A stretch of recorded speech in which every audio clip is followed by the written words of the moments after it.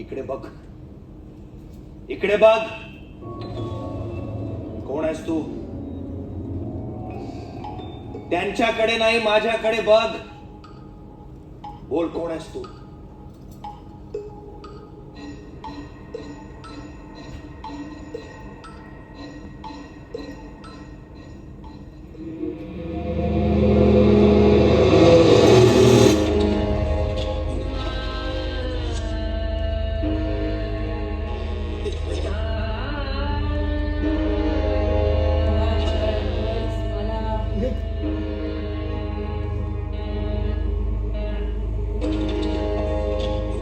इतकी वर्ष तू वहिनीला छळत आलीस ते.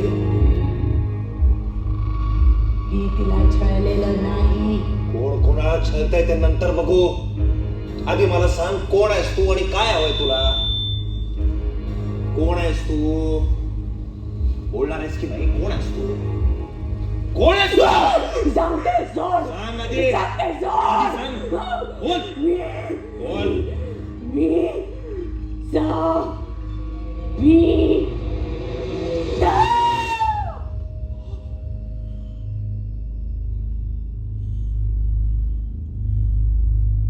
सर्वप्रथम कुठलंही क्लासिक नाटक जेव्हा तुम्ही परत करायला जातात तेव्हा फार जबाबदारीचं काम असतं. कारण त्याला क्लासिक जे स्टेटस मिळालं असतं ते एका कारणामुळे मिळालं असतं. आणि तुम्ही जेव्हा ती कलाकृती परत करत असतात, पुनरुज्जीवित करत असतात, तेव्हा तुमच्यावरती जबाबदारी असते की ते स्टेटस त्याचं हललं नाही पाहिजे. ज्या कलाकारांनी ते नाटक ज्या उंचीवर नेऊन ठेवलं आहे, त्यांच्या इतकं भारी काम नाही जमलं तरी आमचं बेस्ट आम्ही देण्याचा प्रयत्न करतो आहे. सगळ्यात मोठी नॉस्टॅल्जिक व्हॅल्यू रीमाताईंचीच आहे. कारण एकतर माझं अत्यंत लाडकं व्यक्तिमत्व. कारण मी लहान होते तेव्हा तू तू मैं हे जे त्यांची सिरियल यायची, तर माझ्यासाठी ती एक खूप स्ट्रॉंग मेमरी. म्हणजे काही लोकांचं नाव घेतल्यावर तुमच्या डोळ्यासमोर एक इमेज येते ना, तर माझ्यासमोर ती तू तू मैं मधली सासू म्हणजे रीमाताई ही इमेज आहे. आणि आता मला असं वाटतं की आपल्याला तो चान्स मिळायला हवा होता. कारण सगळे इतकं कौतुक करत आहेत, ज्यांनी ते नाटक पाहिलं होतं. आमचे सर आहेत ज्यांनी डिरेक्ट केलं होतं ते नाटक आणि ज्यांनी कामही केलं होतं, राजन ताम्हाणे सर. कौतुक सगळ्यांचं इतकं ऐकलं आहे, त्यामुळे सुरुवातीला खूप भीती वाटली. असं वाटलं की ही जबाबदारी घ्यावी का? कारण खूप मोठ्या शूजमध्ये आपण स्टेप इन करतो आहे. पण ऑनेस्टली आणि ऑनेस्ट टू गॉड उत्तर हे आहे की माझी जी पहिली मीटिंग होती सरांसोबत, राजन सरांसोबत, तेव्हा मी पण त्यांना चाच पडत होते, ते पण चाच पडत होते मला. आणि मला हे एवढंच बघायचं होतं की या दिग्दर्शकांची माझ्याकडनं काय अपेक्षा आहे. आणि ते जेव्हा म्हणाले की मयुरी, आपण हे कॅरेक्टर, कारण तू खूप वेगळी आहेस रीमाताईंपेक्षा, तुझी फिजिकॅलिटी वेगळी आहे, तुझी बोलण्याची पद्धत वेगळी आहे, तुझी पर्सनॅलिटी वेगळी आहे, त्यामुळे ही तुझ्या पद्धतीनेच आपण करायची. आणि ते ऐकल्यावर मी जरा बिंदास झाले की ओके, म्हणजे ह्यांची इच्छा आहे की, कारण हे नाटक असं आहे की आम्ही कम्प्लिटली सरेंडर केलं डिरेक्टरला. कारण त्यांना तो इम्पॅक्ट कसा आणायचा तो करेक्ट माहिती आहे. त्यामुळे आम्ही काय आमच्या परफॉर्मन्सेसमध्ये वावत जाऊ, पण ते केवढं केलं पाहिजे, किती केलं पाहिजे हे त्यांना करेक्ट माहिती असल्यामुळे खूप इम्पॉर्टंट होतं की डिरेक्टर करेक्ट हवा या नाटकाचा. आणि तो विश्वास फार पटकन निर्माण झाला. मला वाटतं पहिल्या भेटीतच त्यांची सेन्सिबिलिटी कळली. आणि ह्या नाटकात काम करताना माझ्यासाठी फार महत्त्वाचं होतं की दिग्दर्शकाची सेन्सिबिलिटी काय, कारण विषय नाजूक आहे, प्लस त्याच्यात पॅरानॉर्मल अँगल आहे. हे सगळं कुठल्याही लेवलला जाऊ शकतं. ते तेवढं तसंच करेक्ट डिग्निटीमध्ये ठेवणारा आमचा जो दिग्दर्शक आहे, त्यांनी ज्या पद्धतीने ते सगळं छान बांधलं आहे, आमचं काम ऑनेस्टली सोपं झालं आहे.